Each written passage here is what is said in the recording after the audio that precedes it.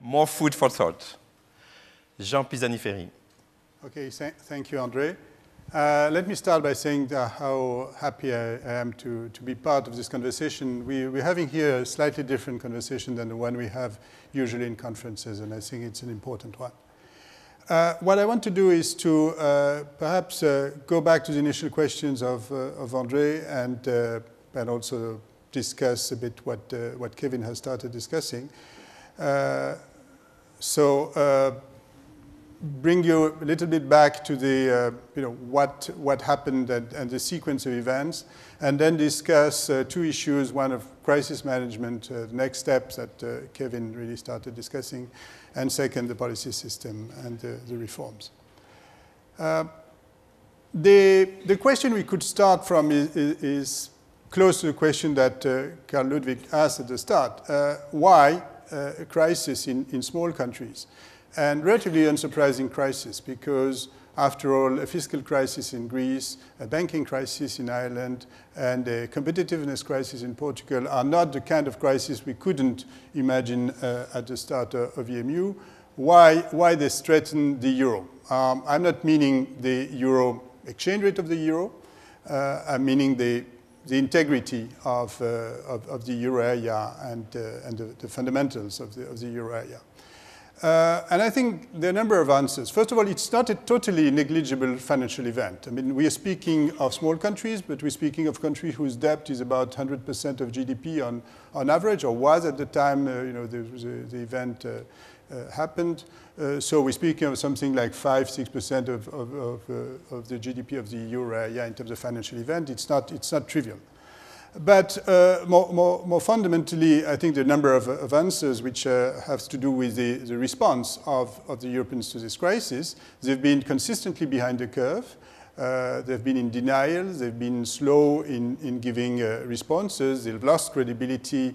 And that was indicative of the the capacity of response of the policy system. There were also disagreement on the solution, and that's obviously the reason why they were slow.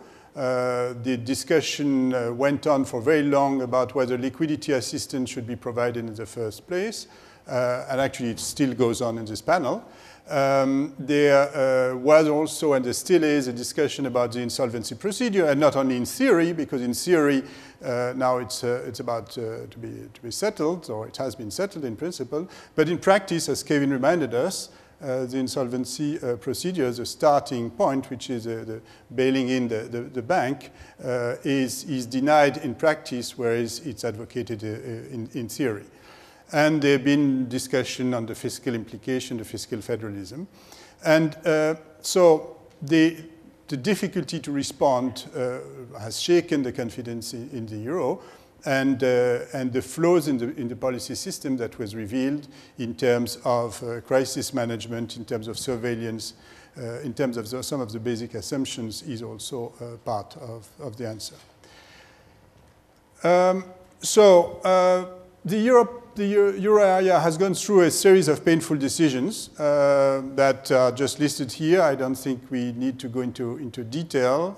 Liquidity assistance by the EU and the IMF, the controversial program of bond purchases by the ECB, and the reform of the permanent regime that were adopted a few weeks ago.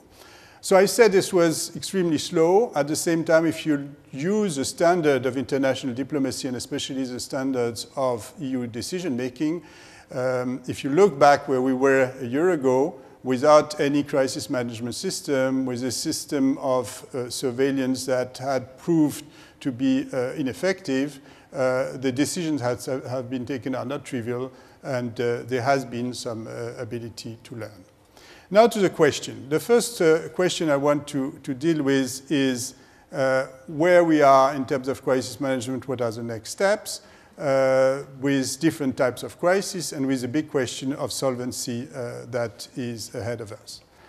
The common features of those three crises is obviously the fact that there is this fiscal solvency issue that has now emerged. It is also the interdependence between the banking crisis and the sovereign crisis. The origin may not be the same. The origin is clearly fiscal in the case of Greece and then has repercussion on the situation of banks. The situation is the banking crisis in Ireland with repercussion for the sovereign, but the interdependence is there in both cases. Starting with the solvency, and that really goes back to the presentation by Kevin, a good way to assess what is the degree to which we can hope that, as indicated in the official program, those countries will be able to repay their debt and to reduce actually their debt ratio as required without debt restructuring, is to compute what kind of primary surplus would be needed to reach this goal. So here in this graph, you have the starting point in terms of primary balance, and you have how much the primary balance has to change in order to stabilize the debt ratio, and how much further it has to change in order to reduce the debt ratio to 60% of GDP in something like 20 years, or 20 years after the horizon of the short-term projection. And you can do that with more or less optimistic or more or less cautious assumptions. And the primary surplus is a good indicator because in terms of the fiscal economics, it gives you, how far you have to go in asking your citizens, your taxpayers, to pay for something they don't get a service in exchange for. So there are limits, and those limits are how much citizens are willing to pay for that. We've looked at the record on OECD countries. This is a paper we did with André and another colleague. We looked at the record in the past in the OECD country over the last decades, how large a primary surplus has been achieved over several years, because it's not just something you have to achieve for 1 year, but over several years. And the answer was 6%, with one exception, which is Norway, because Norway is an oil country, and so they've been able to accumulate surpluses to put aside reserves. 6% of GDP seems to be the de facto limit. Now, if we look at this projection for Greece, that gives you that even to stabilize the debt, you would probably have to reach that level or to exceed that level. And to bring down the debt, you would have to go far beyond, which indicates that the likelihood that Greece is going to be able to go through without a restructuring is really low. The case is here looks a bit more optimistic for Ireland, perhaps we're a bit too optimistic for Ireland also because the numbers we had for bank losses at the time we read this paper were not the numbers we have now. They look also a bit more optimistic for Portugal, but those two countries are really more borderline cases. I would suggest that the doubt certainly is there also for them. So that's the situation. Now the interdependence is strong, and here I just present two cases: the case of Greece and the case of Ireland. Which give you the degree to which the domestic banks are exposed to the states, significant in the case of Greece. Those numbers are in euro billions, trivial in the case of Ireland, and the degree to which the banks and the officials and the euro system are exposed to banks and to states in the rest of the euro area, and these numbers are not trivial, especially for Ireland in terms of the exposure to banks. So this is why the answer is not given, because there is this degree of interdependence and the degree of uncertainty about the true situation of losses in the banking sector, which leads policymakers to play time, to gain time, in the hope that banks will be able to rebuild profitability and that they will be able to go through without a restructuring. Now, the cost of this strategy is high. This is basically akin to the Japanese strategy of trying to gain time in order to avoid the harsh solutions. And it hasn't proved very fruitful in the Japanese case, and I don't think it's going to be fruitful in the European case either. I think what should be done is to address the uncertainty over the state of banks by having real stress tests, accurate stress tests, to restructure and recapitalize as needed, and actually Ireland has moved in this direction quite strongly, and then to address the sovereign debt crisis that results from this situation, or exists independently or is aggravated by the situation of the banks, and recognize insolvency. Last but not least, the growth revival in the crisis country is key, and the EU is not without instruments it could use, especially the structural funds could be used for countries like Greece and Portugal much more effectively. The transfer that exists, not additional transfers, but the transfers that do exist could be used much more effectively. Now, coming to my last point about the policy system, I think what's interesting, and though it's a kind of more longer-term issues, what's interesting in this situation is that really we have a case study of how to reform a fairly rigid rules-based policy system that was built on the basis of the policy thinking of the 1980s, enshrined in a treaty and made fairly rigid because a treaty can only be modified by unanimity. And also a system that includes lots of safeguards against partners, because the trust with partners is not always there.